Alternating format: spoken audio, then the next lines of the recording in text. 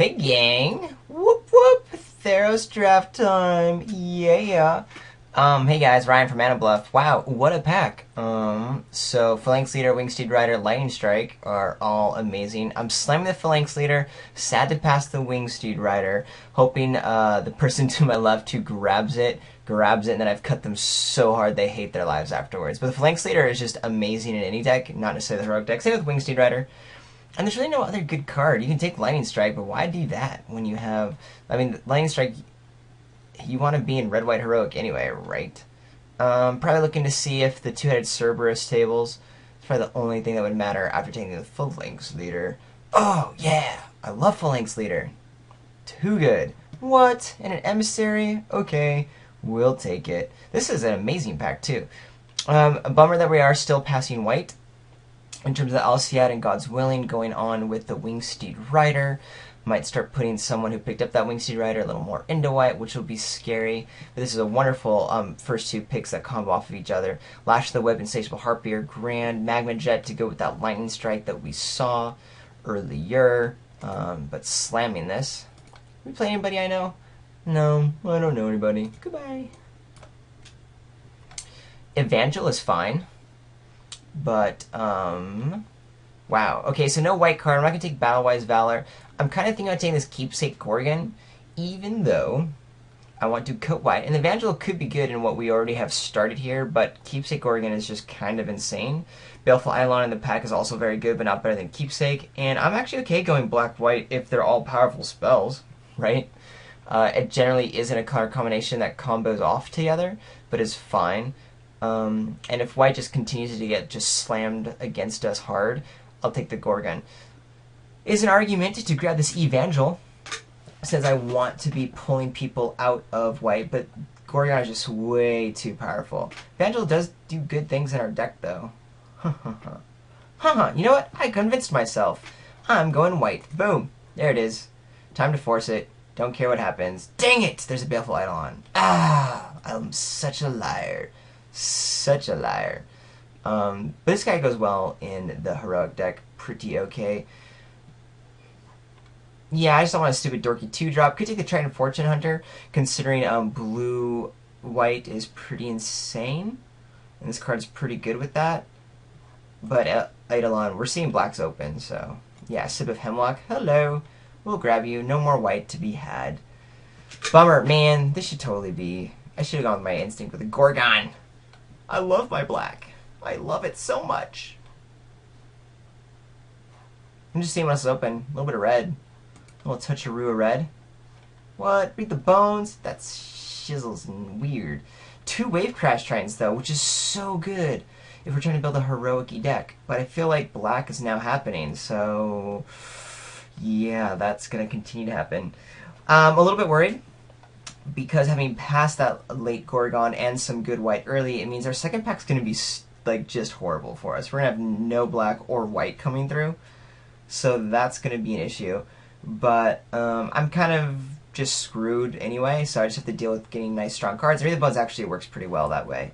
And the cards we do have could turn into a controlly blue-black, or blue-black, black-white deck, because Phalanx Leader doesn't have to be an aggressive heroic version. Everything else is pretty fine as well, so that's what we're looking at.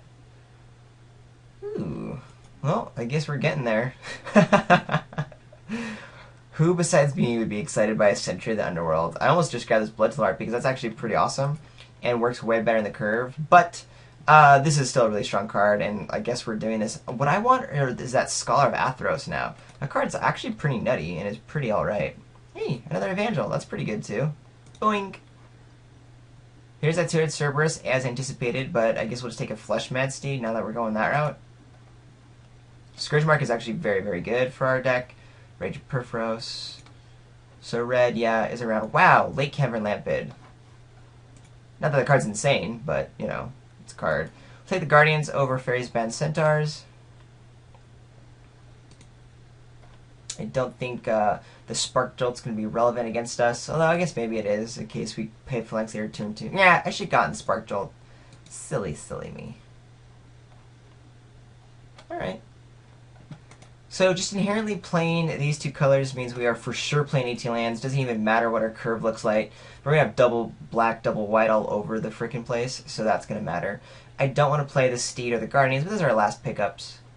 We're in a pretty good spot, minus the fact that I need to just remember Pack 2's going to be lame. And if it's not, I'm really happy. But if it is, I'm going to stay the course and just trust that Pack 3 is going to play out. Because we have another Pack 3 like this, we're actually going to be in pretty good shape with the deck if we just pick up 1 or 2 decent playables in Pack 2. Alright. Weirdest color combo ever for Theros. Well, now that's pretty cool. We have our Erebos, God of the Dead, in an otherwise fairly weak pack. Nessie Nasp is awesome, but we're not going green. I mean, I'm slamming this dude. It's pretty fun. Just to try to get the devotion up means hopefully I can try to prioritize some more double black spells so that we actually have a devotion that matters. And I'm pretty sure seeing as we had a late Lampet last time, we'll at least get one of our black cards back. So that'd be kind of cool. Yeah, Erebos. God did. Ooh, another Phalanx Leader. What? And a Wingsteed Rider?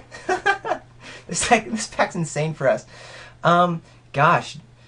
The Wingsteed Rider, I kind of want to fill out the 3-drop slot, but I do think Phalanx Leader is a little more relevant. The issue is we don't have a lot of heroic pieces right now, right? We have a Scourge Mark and a Baleful Eidolon. So I really need to find some other pieces to make Phalanx Leader awesome. But I think in the control rat, you want Phalanx Leader over Wingsteed Rider. Could be wrong, but 2 Phalanx Leaders is just nutty. Ooh, Hopeful Eidolon. Yes, please.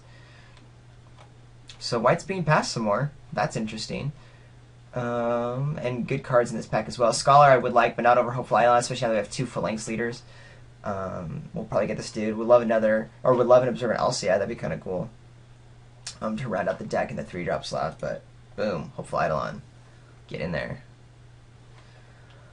I'm going to take the Divine Verdict over a second Read the Bones, even though I think Read the Bones is better. I need a removal. I only have a sip of Hemlock right now, so that's kind of going to be key, and will work. Divine Verdict's fine if you're sitting back on defense and going to late game, so that's pretty okay. Would like to have picked up like a Gorgon or something, but we passed that late one, so someone probably is doing the black thing. Super duper happy that this pack has happened. Not super duper happy that I passed the Wingsteed Rider to signal to someone to go white.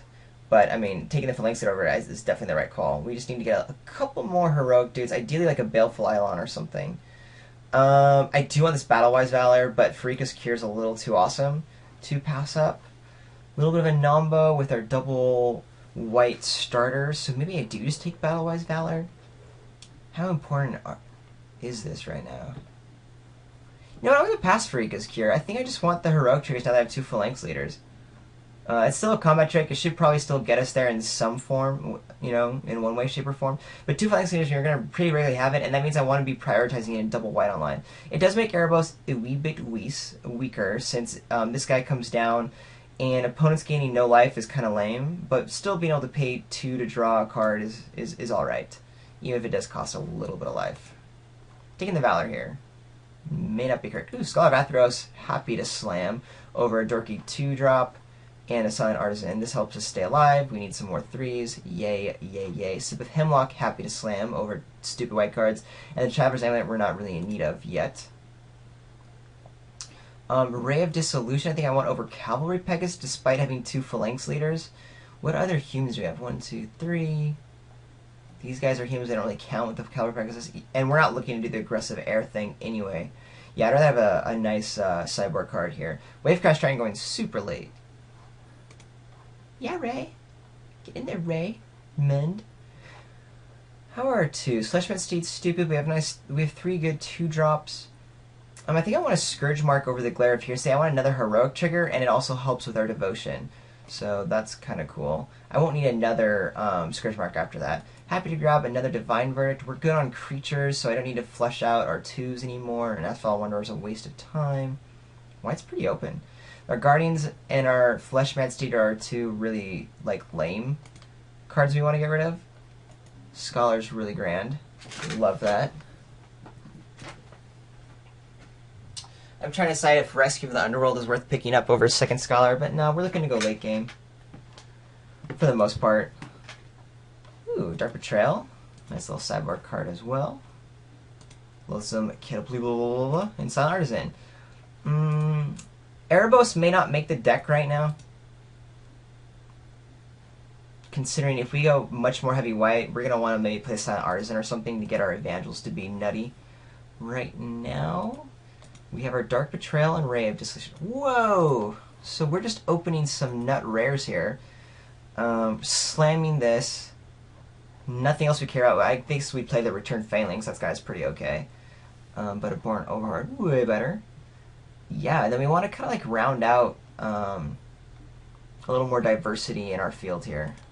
But boom. Thank you, a Born Overlord. 18 lands. We have a bunch of double white. Baleful Eidolon. I'm slamming here for a heroic and just an awesome get us to late game pick, and it's the only card that's powerful in our colors. Very happy to have it though. That guy's awesome. Still not too sure if Erebos is making the deck. If we keep getting some really nice black cards, then we might kind of weed out our dorky white cards to make Erebos more relevant.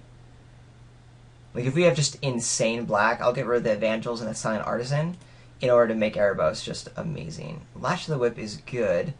I don't need another Dark Betrayal. There's nothing else in our colors, and Lash is a great removal spell, so that's perfectly fine. Problem is, what are we actually going to start doing with our deck? We don't need this Flesh Med Steed or Guardians at this point. Battle-wise Valor and Scourge Marks might be places to cut. We love all of our 2-drops. Scholar will actually be good in our deck, but not amazing. Probably cutting some of this dorky stuff. I think we still want the removal. I'm going to take another Baleful Eidolon over another Lash. Since we have our nice top-end removal with our Divine Verdicts, Lash, and Sips, Eidolon is just more key to staying alive early and triggering the Phalanx Leaders, of course.